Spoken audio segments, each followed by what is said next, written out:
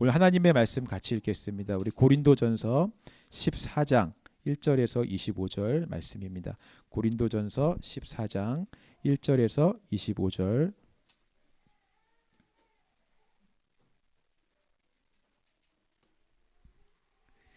여기 좀 긴데요. 그래도 우리 한 절씩 같이 교독하면서 읽었으면 좋겠습니다. 사랑을 추구하며 신령한 것들을 사모하되 특별히 예언을 하려고 하라.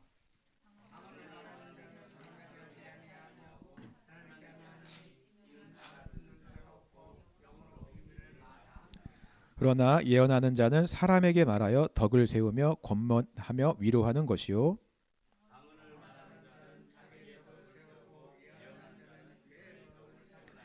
나는 너희가 다 방언 말하기를 원하나 특별히 예언하기를 원하노라. 만일 방언을 말하는 자가 통역하여 교회의 덕을 세우지 아니하면 예언하는 자만 못하니라.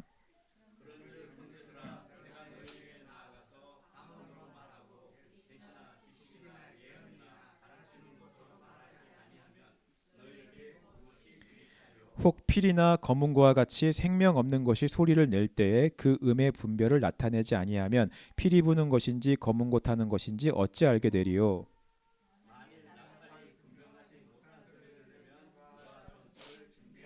이와 같이 너희도 혀로서 알아듣기 쉬운 말을 하지 아니하면 그 말하는 것을 어찌 알리요. 이는 허공에다 말하는 것이라.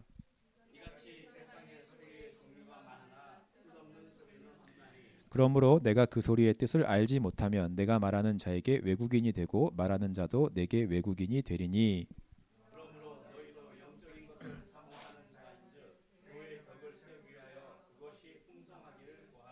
그러므로 방언을 말하는 자는 통역하기를 기도할지니.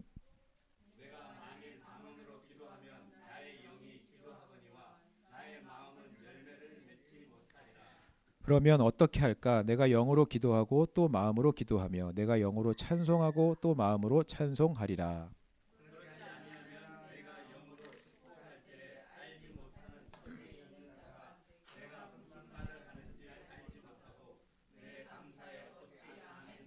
너는 감사를 잘 하였으나 그러나 다른 사람은 덕세움을 받지 못하리라.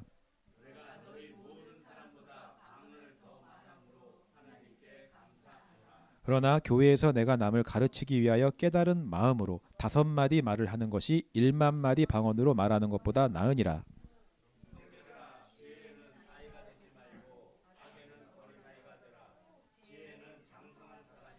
율법에 기록된 바 주께서 이르시되 내가 다른 방언으로 말하는 자와 다른 입술로 이 백성에게 말할지라도 그들이 여전히 듣지 아니하리라 하였으니.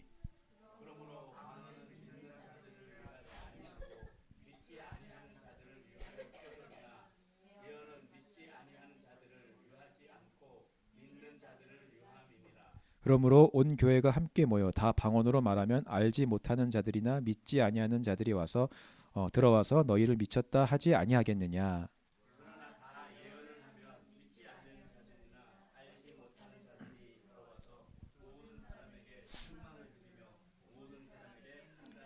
자, 25절 같이 읽겠습니다. 시작. 그 마음에 숨은 일들이 드러나게 되므로 엎드려 하나님께 경배하며 하나님이 참으로 너희 가운데에 계신다 전파하리라. 아멘. 오늘 본문은 방언과 예언에 대한 내용입니다. 근데 오늘 본문을 여러분들이 좀 이렇게 생각을 하시면 좋을 것 같아요. 제가 예수 YM이라고 하는 이제 선교 단체에서 훈련을 받았습니다. 예전단이라고 이제 많이 얘기하죠. 근데 캐나다에서 훈련을 받았는데 그때 토론토 알렌이라고 하는 정말 반경 10km 이내에 아무것도 없는 숲속에 있는 그런 마을에서 제가 훈련을 받았습니다. 사진을 제가 가지고 왔는데요. 예, 이겁니다. 이게 정말 캐나다에 이렇게 하얀 눈이 많이 오잖아요. 이런 숲속에 이런 베이스 딱 하나, 이런 집 한 채가 딱 있는 그런 곳이었어요. 여기는 정말 TV도 없었고요. 인터넷도 안 되고 셀폰도 할 수 없고 일과가 새벽부터 일어나서 기도하고 예배드리고 말씀 공부하고 강의 듣고 훈련하고 또 일하고 나무 장작 패고 막 자기 전에 또 기도하고 이게 일과의 전부인 그런 시간이었거든요. 정말 내 재미를 위해 뭔가 할 수 있는 것이 아무것도 없는 그런 곳이었습니다. 근데 딱 한 가지, 저희가 훈련받는 이 베이스 앞쪽으로 돌아가면 아주 오래된 농구 골대가 하나가 있었습니다. 그게 유일한 재미인 거예요. 그래서 남자 형제들이 매일같이 정말 농구를 했습니다. 시간만 나면 밥 먹고 들어오면서 농구하고 쉬는 시간에 농구하고 또 산책하다가 농구하고 막 저녁 먹고 또 농구하고 그게 유일한 재미이고 낙이니까 매일같이 가서 이제 이 농구를 하는 거죠. 한 달 정도 지나게 되니까 나중에는 막 우리의 영성이 좋아지는 것이 아니라 농구 실력이 막 일치월장 이제 하게 되는 거죠. 다들 건강해지고 막 몸도 좋아지게 되고 하도 농구를 열심히 하다 보니까 훈련해야 되고 강의를 들어야 되는데 강의 시간에 막 형제들이 막 꾸벅꾸벅 졸기 시작하고요. 또 이게 승부욕이 있다 보니까 팀 짜서 하다 보니까 막 농구샵 하다가 싸우기도 하고 분쟁이 일어나기도 했습니다.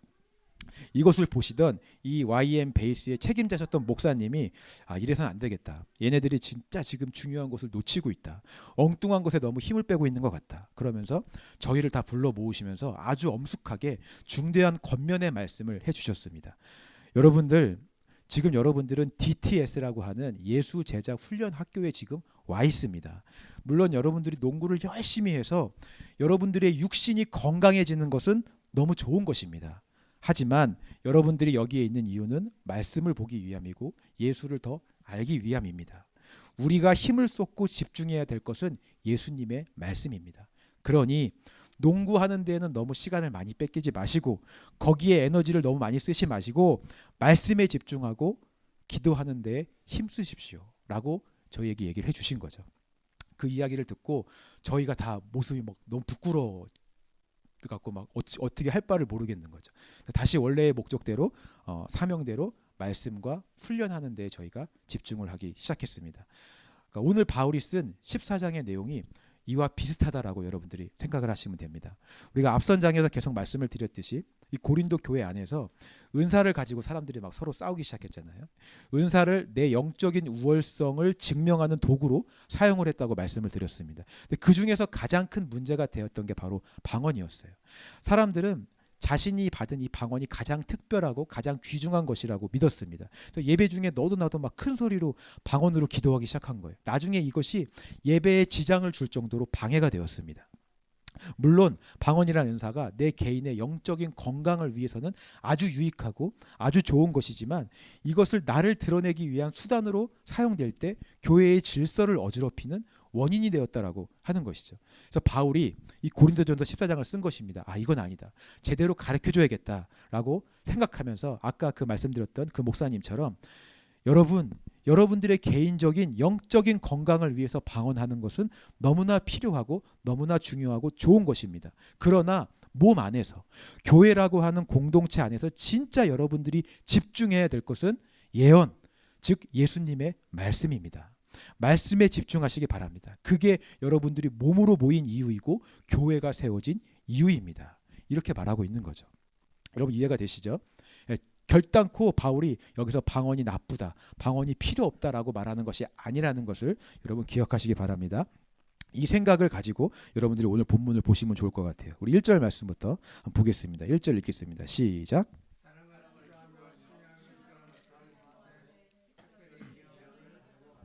자, 바울은 사랑을 추구하며 신령한 것들을 사모하되 특별히 예언을 하려고 해라라고 이야기합니다. 여러분 우리가 사랑이 중요하다는 것은 지난 2주간 고린도전서 13장을 통해서 우리가 충분히 살펴보았습니다. 모든 은사는 사랑을 기초로 해야 됩니다. 사랑이신 예수님이 주님이시다라는 걸 나타내기 위해서 하나님이 주신 것이 은사였습니다. 그 사랑을 기초로 신령한 것은 은사라고 말씀을 드렸죠. 이 은사를 사모해야 되는데 그 중에서도 특별히 예언을 하려고 해라라고 바울이 이야기를 하고 있습니다. 예언은 우리가 고린도전서 은사를 얘기할 때 12장을 할 때 잠깐 말씀을 드렸지만 점쟁이가 미리 앞으로 이런 일이 있을 것이다를 예언하는 그 예언이 아니라고 말씀을 드렸었습니다. 여러분들이 그 당시의 상황을 좀 이해하면 좋을 것 같아요. 그 당시 초대교회는 오늘날과 같이 이런 성경이 없었습니다. 오늘날처럼 신학을 공부한 목사님들이 성경을 본문을 해석해서 말씀을 전하는 예배의 형태가 아니었어요. 그들에게 있는 성경이라고는 오직 모세오경밖에 없었고요. 그들에게 있어서 가장 중요한 예수님의 말씀을 들으려면 예수님의 말씀을 직접 전해들은 사도들의 입을 통해서 구전되어진 그 예수님의 말씀을 듣는 수밖에는 그들에게 없었습니다. 그래서 예배를 드릴 때 어떤 형식이었냐면 막 함께 찬송을 하다가 누군가가 사도로부터 들었던 예수님의 말씀이 생각이 나는 거예요. 막 감동이 되어서 그 예수님의 말씀이 생각나서 그 예수님의 말씀을 깨달아진 것을 내 삶에서 실제가 된 것을 예배 가운데 일어나서 선포했습니다. 그것을 나에게 맡겨주신 말씀을 선포한다라고 해서 맡길 예자를 써서 예언이라고 이야기하는 거예요. 점쟁이가 예견한다 할 때 그 예자는 미리 예자를 씁니다.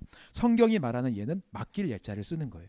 예수님께서 사도들을 통하여 맡겨주신 말씀이 성령의 감동에 의해서 깨달아지고 생각이 나서 예배 때 사람들 앞에서 선포하는 것을 그 당시에 예언이라고 했다라고 하는 거죠. 그래서 사람들이 저마다 예수님의 말씀을 감동으로 받아서 막 자리에서 일어나서 깨달은 비밀을 막 선포하고 또 그것들을 은혜를 함께 나누고 막 그런 게 예배의 형식이었어요. 여러분 이런 분위기가 잘 상상이 안 가실 텐데 저도 처음에는 잘 상상이 안 갔어요. 근데 제가 미국에 처음 왔을 때 유대인 교회를 방문한 적이 있습니다. 제가 지금 방문하고 이제 사진을 찍은 건데요. 유대인들인데 예수님을 믿는 사람들이에요. 이 사람들을 흔히 우리가 메시아닉 주라고 부르잖아요. 이들은 예수님은 믿지만 예배 형식은 유대인 예배 형식 그대로 예배를 드리고 있었습니다. 똑같았어요. 막 찬양을 하다가 한 사람이 나와서 말씀을 가지고 막 강론을 하기 시작합니다. 사람들은 그 말씀을 들으면서 막 은혜를 받고 막 감동을 해요. 그러다가 갑자기 생각난 것을 손들고 막 질문을 하기도 하고요. 자연스럽게 거기 있는 사람들끼리 일어나서 그 말씀에 대해서 토론하고 이야기들을 막 하기 시작합니다. 그러니까 막 그렇게 서로 대화하고 토론하고 나누는 것이 유대인 들의 어떤 예배 형식이었다라고 하는 것이죠. 그러니까 초대교회도 이런 분위기와 비슷했다라고 여러분들이 생각하시면 됩니다. 자유롭게 감동이 되는 예수님의 말씀, 맡겨진 예수님의 말씀들을 막 일어나서 이야기하고 깨달은 것을 막 이야기하면 밑에서 사람들은 그걸 듣고 아멘으로 도전받기도 하고 은혜를 받기도 하고 또 일어나서 그것에 대해서 부연 설명을 하기도 하고 또 그것에 대해서 토론도 하기도 하고 또 이게 예수님의 말씀이 맞는지 아닌지 막 영들 분별하는 막 그런 분별을 하기도 하고 이런 일들이 막 밑에서 자유롭게 일어났다라고 하는 거죠. 오늘 예언이 바로 이런 형태였다라고 하는 것입니다. 그러니 공동체 안에서 이 예수님의 말씀을 들을 수 있는 유일한 시간이었던 이 예언의 시간이 교회 모임 안에서 가장 중요한 시간이었다라고 하는 것입니다. 그런 공적인 예배에서 예수님의 말씀을 듣는 것이 가장 중요한 건데 어떤 문제가 생기냐면 사람들이 이때에 방언으로 이야기를 하기 시작하는 거예요. 나도 은사를 받았는데 예언을 받은 사람들만 일어나서 자꾸 이야기를 하니까 나도 내가 받은 은사를 자랑하고 싶은 사람들이 생기는 거예요. 그래서 예언으로 누군가 일어나서 얘기했는데 나도 일어나서 방언으로 큰 소리로 알아듣지 못하는 말로 막 기도하기 시작합니다. 또 다른 사람들이 질세라 나도 더 큰 방언으로 알아듣지 못하는 말로 막 기도하기 시작하는 거예요. 누군가가 일어나서 예언의 말씀을 하고 예수님의 말씀을 다 같이 들어야 되는데 방언 소리 때문에 정작 중요한 예수님의 말씀을 들을 수가 없게 되고 나눌 수가 없게 되는 일들이 일어났다라고 하는 거예요. 예배가 혼란스러워지기 시작하고 번잡하게 되어버렸습니다. 여러분 사람들이 왜 이 중요한 예언을 뒤로 하고 방언을 하기를 원했을까요? 그 이유가 무엇일까요? 두 가지 이유가 있습니다. 첫 번째 이유는 이 방언이라는 은사가 나를 드러내기에 아주 쉽고 편한 은사이기 때문에 그래요. 여러분 여기서 바울이 말하는 이 방언이라고 하는 것은 오순절날 성령이 임해서 제자들이 했던 그 외국어로 말하는 그런 방언을 말하는 것이 아닙니다. 바울이 오늘 본문에서 말하는 이 방언은 흔히 천사의 말이라고 해서 아무도 알아들을 수 없고 분별할 수 없는 그 말을 방언이라고 얘기하는 거예요. 지금도 그렇지만 그 당시 고대 사회에서 사람의 상식을 뛰어넘는 어떤 신비한 기적과 미스테리한 일들은 위대함으로 여겨지고 놀라운 것으로 추앙받는 시대가 바로 그 당시 시대였습니다. 근데 그런 시대에 내가 천사의 언어를 한다, 내가 신적인 어떤 언어를 하고 신들과 교통을 한다라는 것은 굉장히 놀라운 업적이고 사람들에게 내세울 만한 위대한 업적이라고 하는 것입니다. 그래서 나를 더 드러내기 위해서 내가 더 영적으로 보이기 쉽게 하기 위해서 사람들은 이 방언의 은사를 더 사모하고 방언하기를 즐겨했다라고 하는 것이죠. 이게 첫 번째 이유이고요. 두 번째는 여러분 방언을 할 때 사람들은 아무도 방언을 알아듣지 못했기 때문에 이것을 판단할 수가 없었습니다. 예언은 아까도 얘기했듯이 누군가가 일어나서 얘기를 하면 밑에서 사람들이 그 예언을 가지고 토론을 하고 영들분별의 은사로 이것이 정말 예수님의 말씀인지 아니면 내 말인지 아니면 이단이 한 말인지 분별하는 일들이 막 일어났어요. 판단하는 거죠. 오늘날도 마찬가지입니다. 여러분, 목사님들이 앞에서 설교를 하면 성도들도 듣고 생각을 하잖아요. 예전처럼 목사님이 무슨 말을 해도 믿습니다, 아멘 하는 시대는 이미 지나갔어요. 인터넷만 들어가도 수없이 많은 설교를 들을 수 있는 시대인데, 오늘도 목사님들이 설교를 하면 여러분들은 그 설교를 듣고 생각을 하고 판단을 합니다. 늘 시험대에 오르게 되는 거죠. 그러니까 예언을 하는 사람들은 늘 시험대에 오르게 되는 거예요. 근데 방언은 아무리 방언을 해도 알아듣는 사람들이 없으니까 판단받지 않는 거예요. 안전한 은사인 것입니다. 무슨 말을 해도 못 알아들어요. 그러니까 얼마나 자유롭고 이게 편하겠습니까? 사람들은 예언보다 방언을 더 하고 싶어 했다라고 하는 것입니다. 여러분, 결국 이 고린도 교회 안에 방언을 하고자 하는 사람들의 이 마음 안에 근본적으로 깔려 있는 이 밑바탕에 되는 마음이 무엇입니까? 결국 나를 위한 마음이에요. 나를 내세우고 싶고 또 반대로 내가 판단받고 나의 치부가 드러나는 것은 싫은 마음입니다. 철저하게 나를 위해서 나를 높이고 나를 보호하기 위한 은사가 방언의 은사였다라고 하는 거예요. 그래서 아이러니하게도 방언을 하는 사람은 많지만 정작 통변을 하는 사람은 거의 없었어요.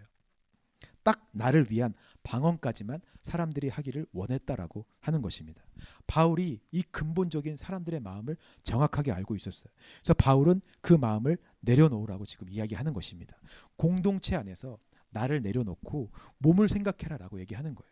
나를 위한 방언이 아니라 몸을 위한 예언을 해라라고 지금 이야기를 하는 것입니다. 여러분, 물론 방언도 굉장히 유익한 은사입니다. 하지만 방언은 철저하게 나라고 하는 이 개인을 위한 은사로 제한이 되어 있는 은사예요.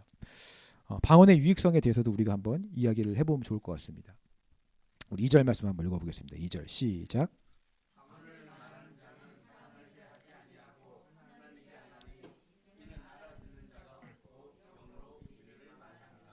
자, 개인의 영성을 위해서 특별히 방언이 가장 유익한 것은 기도할 때 방언이 굉장히 유익이 됩니다. 기도가 잘 되지 않을 때, 기도가 힘들 때 방언으로 기도하게 되면 내 영이 어떤 감정이나 상황에 영향을 받지 않고 우리는 기도할 수가 있어요. 사람은, 인간의 감정은 오늘 아침에 여러분 예배 나오실 때 남편이나 아내와 조금만 문제가 있어도 싸우고만 와도 오늘 이 자리에 와서 찬양하기 싫고 예배 드리기 싫은 것이 인간의 감정이고 기분이에요. 사람은 환경과 감정과 상황과 이런 거에 영향을 받습니다. 근데 방언으로 기도하면 그런 시간이나 장소에 구애받지 않고 상황이나 환경이나 감정이나 기분에 구애받지 않고 정말 1시간이고 2시간이고 영이 깨어서 하나님 앞에 기도할 수 있는 거예요. 그리고 2절 말씀처럼 영으로 하나님의 비밀을 말하게 되니까 내 영이 하나님과 교통하게 되고요. 하나님의 마음을 품고 우리가 기도할 수 있게 됩니다.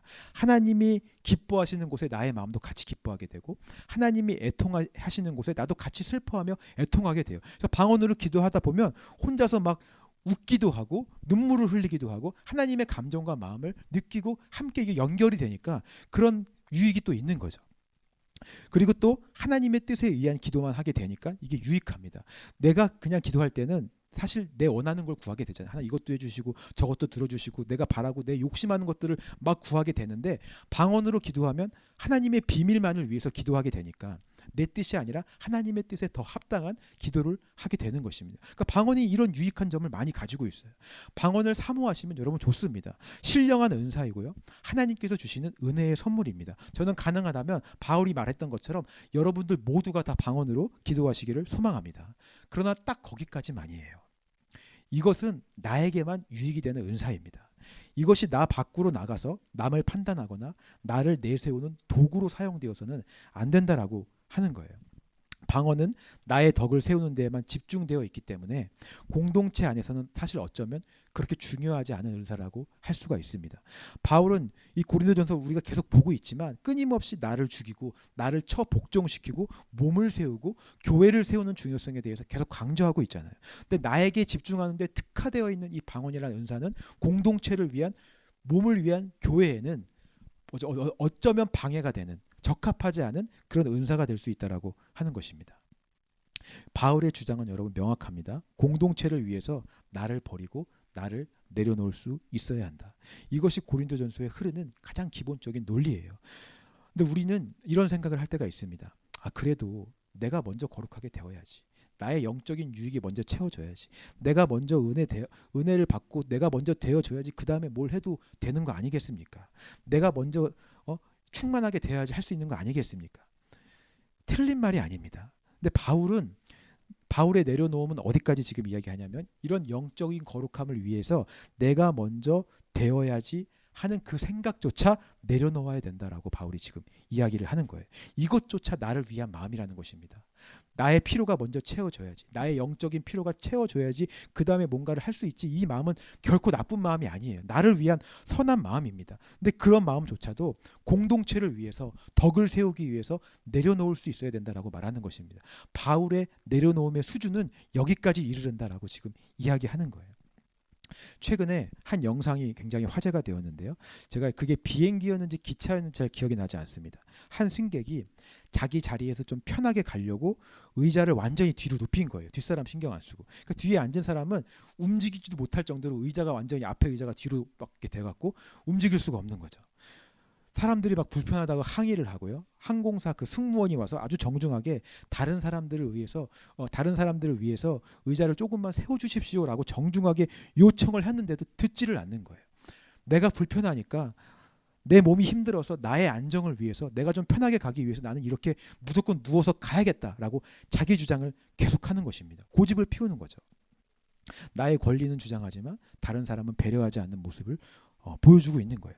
세상 사람들이 이 영상을 소개하면서 이런 댓글들을 수없이 많이 달아요. 비행기 무개념 승객, 뭐 개념 없는 인간, 아나무인 태도. 거기에 이런 댓글이 꼭 껴 있습니다. 저 사람 기독교인에 틀림없다. 이런 댓글을 보면 너무 가슴이 아프죠. 여러분, 영적인 성장을 위해서 나를 먼저 생각하는 거 절대 나쁜 마음 아닙니다. 이것은 좋은 것을 위한 마음이잖아요. 막 죄를 짓기 위해 내 욕심을 채우기 위해 나를 우선해야지 하는 마음은 아니잖아요. 내 영적인 필요를 채우기 위해 나를 구하는 이것은 선한 마음이지만 바울은 그 마음조차도 교회의 덕을 세우기 위해서 내려놓을 수 있어야 된다라고 지금 이야기하는 것입니다. 저와 여러분들의 내려놓음이 바울이 말하는 이 수준까지 이어지게 되기를 저는 주님의 이름으로 축원합니다. 우리 6절에서 12절 말씀도 한번 읽어보겠습니다. 6절 12절 시작.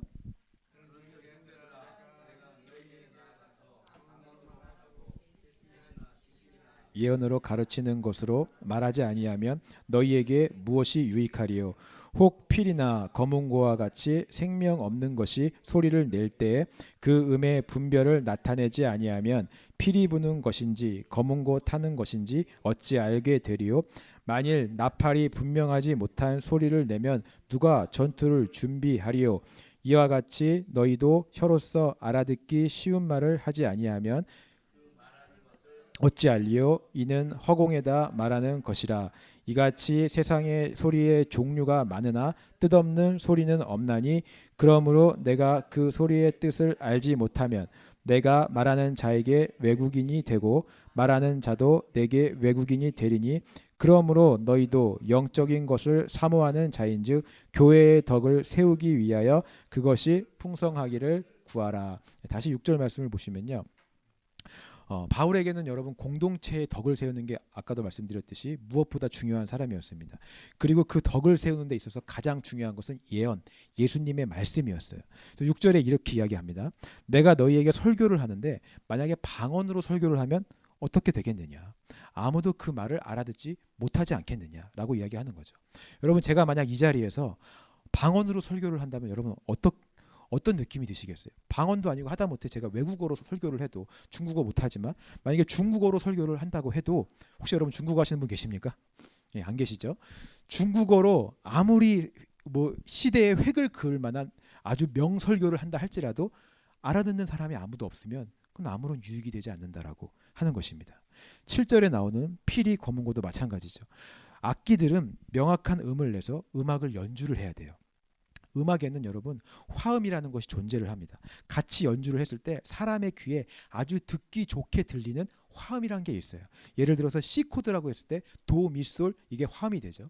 또 F 코드라고 했을 때 도, 파, 라 화음이 됩니다. G 코드라고 했을 때 시, 레, 솔이 화음이 돼요. 그래서 C, F, G, C를 한꺼번에 연주하면 1도, 4도, 5도, 1도가 되어 이것이 네 마디가 되고 하나의 단이 되고 음악이 만들어집니다. 사람들이 들을 때 아주 듣기 좋은 음악이 만들어지는 거예요. 근데 여기에 엉뚱한 화음을 집어넣는다든지 아니면 전혀 조가 다른 화음을 코드를 집어넣는다든지 아니면 전혀 다른 리듬을 연주한다면 그건 듣기 좋은 소리가 아니라 불협화음이 되고 사람들의 귀를 거슬리게 하는 소음이 된다라고 하는 것이죠. 제가 부목사로 사역을 할 때 수요 예배였던 것 같아요. 그날 피아노 반주자가 안 왔습니다. 담임 목사님이 설교를 끝나고 마지막에 찬양을 하셔야 되는데 반주자가 안 와서 어쩔 수 없이 제가 못 치는데 반주할 사람이 없으니까 제가 나와서 피아노 반주를 하게 됐어요. 근데 이 피아노 건반이 이런 어쿠스틱 건반이 아니라 이런 건반이었어요. 이런 일렉트릭 건반이었습니다. 그러니까 제가 익숙하지 않은 건반이다 보니까 전원을 켜면 저는 당연히 소리가 나올 거라고 생각을 했어요. 건반을 딱 눌렀는데 이 설정이 건반 소리와 함께 리듬이 같이 나오게 설정이 되어 있는 거예요. 근데 그 리듬이 그것도 트로트 리듬이었어요. 쿵짝 쿵짝 쿵차라 쿵짝 이런 리듬이 루프로 계속 반복되는 음으로 계속 나오는 거죠. 근데 하필 담임 목사님이 부르시는 찬양이 나 주님의 기쁨 되기 원하네. 아주 엄숙하게 나 주님의 기쁨 되기 내 모든 걸 다 드려서 주님의 기쁨이 되기 원합니다를 막 경건하게 불러야 되는데 리듬은 계속 쿵짝 쿵짝 사람들이 막 웃긴데 차마 웃을 수는 없고 막 꾹 참고 막 이렇게 억지로 막 찬양을 부르고 저는 막 식은땀이 막 흐르는데 이걸 끌 수는 없고 어떻게 끄는지 모르니까 완전한 소음을 만들어낸 그런 찬양이고 예배가 되었다라고 하는 것입니다. 아름답게 들리지가 않는 거죠. 명확하게 악기는 정확한 음과 리듬으로 연주가 되어야 돼요. 그것처럼 여러분 공동체를 세우기 위해서는 명확한 예수의 말씀만이 선포되어져야 되는 줄 믿습니다. 그 말씀이 사람들을 세우고 위로하고 권면해서 아름다운 화음을 만들어내는 거예요. 그러나 아무도 알아듣지 못하는 방언을 하거나 나를 내세우기 위한 나의 주장, 내 말들은 반드시 불협화음을 만들어내고 소음을 만들어낸다라고 하는 것이죠. 8절도 마찬가지입니다. 나팔은 전쟁을 알리는 악기예요. 나팔을 불면 군인들이 일사불란하게 전쟁을 준비하기 위해 자기의 자리를 찾아서 이동을 했습니다. 나팔은 누구나 모든 사람들이 명확하게 알아들을 수 있도록 분명한 소리를 내야 돼요. 근데 나팔 관리를 안 해서 소리가 잘 안 나거나 삑사리가 나거나 그러면 사람들이 전쟁을 제대로 대비할 수 없는 거죠. 오늘 우리도 치열한 영적 전쟁터에서 저와 여러분들이 살아가고 있습니다. 근데 여러분들이 살아갈 때 명확하게 예수의 말씀이 나팔처럼 들리지 않으면 여러분들이 이 치열한 전쟁터에서 어떻게 전쟁을 준비하고 승리할 수가 있겠어요? 예수님의 말씀은 정확하게 선포합니다. 예수님의 말씀은 명확해요. 우리가 나아가야 할 때, 우리가 멈춰야 할 때, 우리가 후퇴해야 될 때, 우리가 피해야 할 때를 명확하게 말씀해 주시고 선포해 주세요. 근데 이것이 방언이나 나의 주장으로 모호해지면 이 영적 전쟁에서 우리가 승리할 수가 없다라고 하는 것입니다. 정확한 예언의 말씀, 맡겨진 예수의 말씀만이 교회를 세우고 덕을 세우는 것임을 여러분 믿으시기 바랍니다. 18절에서 20절 말씀 읽어보겠습니다. 18절, 20절 같이 읽겠습니다. 시작.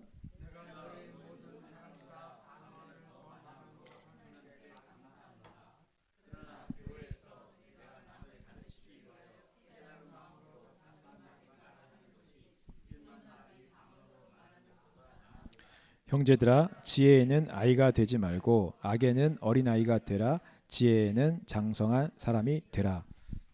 자, 방언을 하는 사람들은 바울이 이렇게 쭉 이야기를 하니까 조금 마음에 불편한 마음이 생겼던 것 같습니다. 그래서 어떤 사람은 이렇게 이야기하는 사람들이 있었어요. 바울이 방언을 못하니까 지금 이렇게 이야기하는 거 아니냐, 자기는 방언 못하니까 예언이 더 중요하다고 얘기하는 거 아니냐라고 말하는 사람들이 있었어요. 그것에 대해서 바울이 이야기하는 것입니다. 내가 너희 모든 사람보다 방언을 더 말함으로 하나님께 감사하다.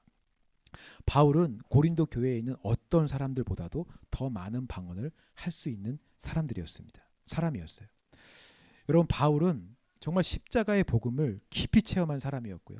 날마다 이 안에서 옛사람의 법과 생명의 법이 싸우는 것을 통해서 내 자아가 죽고 내 자아를 처복종시키는 훈련을 해서 예수가 살아나는 그 실제의 삶을 살아내던 사람이 바울이었습니다. 고린도 교회의 그 누구도 바울처럼 복음을 깊이 체험한 사람이 없었고요. 그 말씀이 실제가 된 사람이 없었어요. 그런 바울이 이렇게 얘기하는 거예요. 이미 자신도 이런 성령의 은사를 받았고 수많은 방언으로 기도도 해보았고 내 영의 유익을 얻었고 지금도 그 은사를 사용해서 내가 1만 마디 말로 기도할 수 있지만 그것보다 내가 교회 안에서 다른 사람에게 복음을 전하기 위해서 내가 깨닫고 체험하고 실제가 된 예수의 말씀을 5마디 전하는 것이 훨씬 낫더라 라고 지금 바울이 이야기하는 것입니다. 여러분, 교회 안에서 1만 마디의 말로 나를 내세우고 증명하는 것은 참 쉽습니다. 조금만 열심히 하면 사람들은 금방 나에게 주목해요. 조금만 내가 가진 은사를 사용하면 사람들은 나를 우러러 보게 됩니다. 하다못해 우리가 헌금만 많이 해도 사람들이 나를 다르게 보잖아요.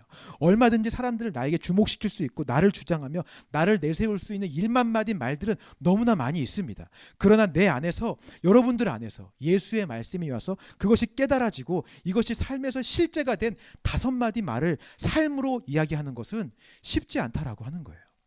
이렇게 되려면 정말 바울처럼 삶에서 치열하게 자신을 쳐서 복종시키고 오호라 나는 공고한 사람이로다 라고 고백할 정도로 육신의 법과 생명의 법이 이 안에서 치열하게 싸우는 영적 전쟁을 겪어보아야 되고, 정말 예수의 말씀이 내 안에서 실제가 된 삶을 살아냈을 때에만 할 수 있는 것이 이 5마디이기 때문에 그렇습니다. 여러분, 저는 이 5마디가 주님이 우리에게 맡겨주신 말씀, 예언이라고 믿습니다. 이 교회가 해야 될 말씀들이 여러분들과 제가 해야 될 말이 바로 이 5마디의 예언임을 여러분 믿으시기 바랍니다. 이 5마디 예언이 교회를 세우는 것이고 하나님의 나라를 이 땅에 임하게 하는 것임을 여러분 믿으시기 바라요. 그래서 이 5마디 예언을 할 때 여러분 교회 안에 이런 일들이 일어나게 돼요. 24절, 25절 말씀 같이 읽겠습니다. 24절, 25절 시작.